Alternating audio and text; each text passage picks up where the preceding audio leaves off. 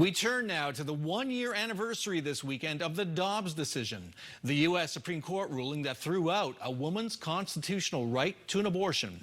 Late last week, Democratic Governor Katie Hobbs and advocates for reproductive rights laid out their path forward.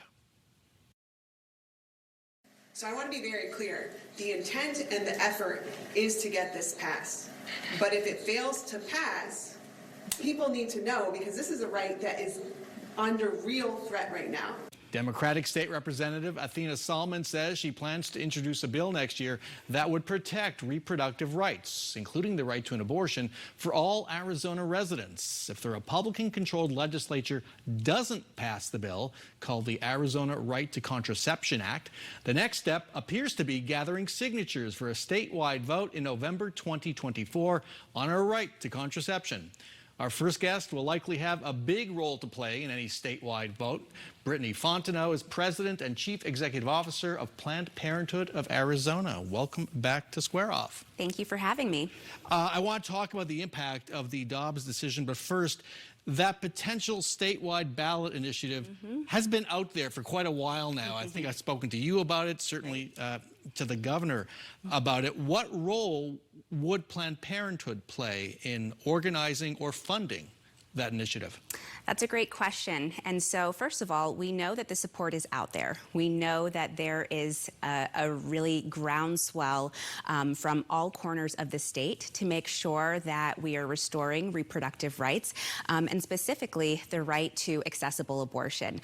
Over the past couple of months, Planned Parenthood Arizona has been working in coalition with partner organizations to really go through a thorough exploratory process. We've been researching, we've been polling, we've been really trying to understand what the appetite is and what's possible in our current political climate. I can't give many details right now, but you'll be among the first to know once we do make a public announcement. It seems like an inevitability. Arizona is not the only state where this might happen. Nationally, there's a push in Congress to do something. It's very unlikely the Republican-controlled legislature is going to do anything on this. Right, and so that is why it's so important that we take this decision out of the hands of politicians and we put it back in the hands of people, which is where it belongs.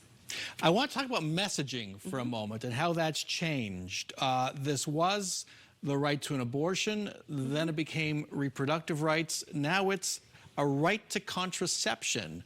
Why has abortion been removed from that discussion? I think that abortion is always central to a discussion about bodily autonomy and reproductive freedom. Contraception, we know, is wildly popular in the U.S. It's incredibly safe. A majority of women and people of reproductive age will use birth control at some point in their reproductive lives. And so as advocates and providers of abortion care, we always try to speak openly, boldly, and compassionately about this service because it is still widely misunderstood despite its widespread support. So let's get to the one-year anniversary. Give us a before and after snapshot here in Arizona, if you can, regarding women's access to reproductive services since the decision. What's changed?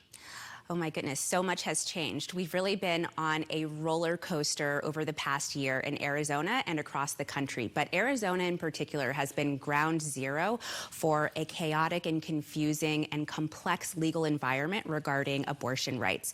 So I think what's really important for people to understand is that while Roe was the law of the land before the Supreme Court overturned it, there was still a lot of challenges and barriers to accessing comprehensive sexual and reproductive health care, and in particular abortion care. Arizona has been one of the most hostile states to abortion rights in the country for many years. There were over 40 restrictions on the books before Roe fell, and some of these restrictions, for instance, is a requirement for 2 appointments, and a medically unnecessary ultrasound, counseling by physicians that contains medically inaccurate information. So all of these barriers were put into place before before Roe fell so that it would make abortion inaccessible, particularly for those who need it most. In the past year, we have seen such a ping-pong effect in terms of the laws in Arizona.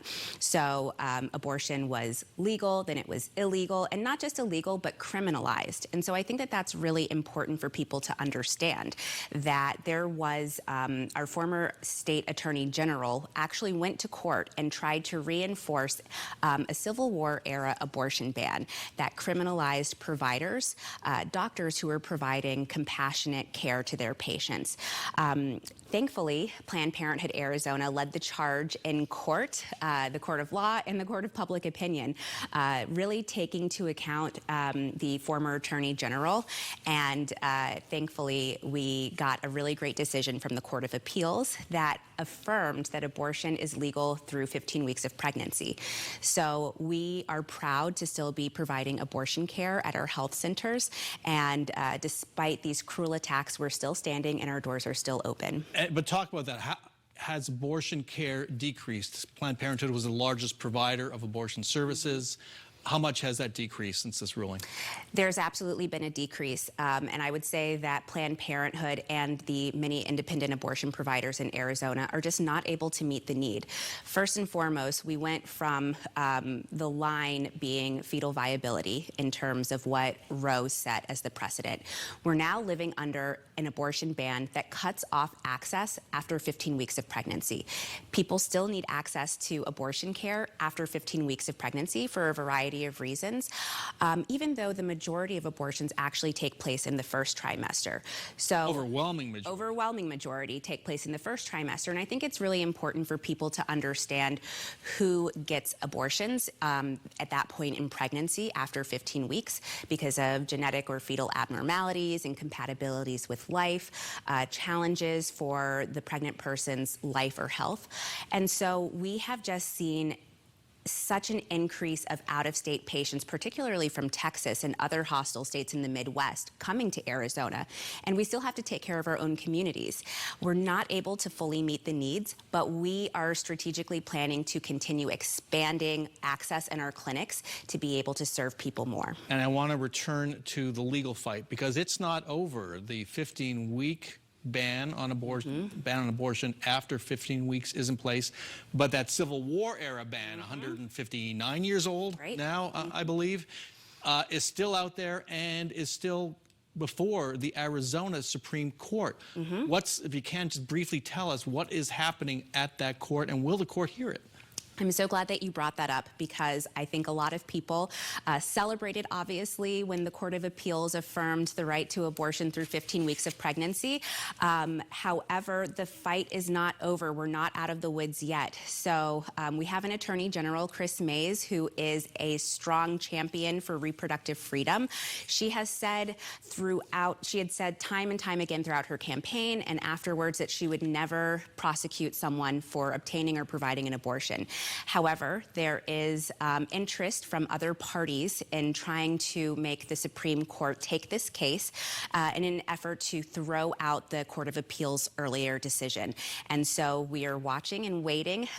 So we are waiting for the Supreme Court to say whether they're going to take up this challenge. Whether they're going to take it. Of course, our perspective is there's nothing to see here. The court has already decided. The law is very clear. 15 weeks of pregnancy is the cutoff, and our responsibility now is to fight forward and try to legally expand that so that people have more access to care.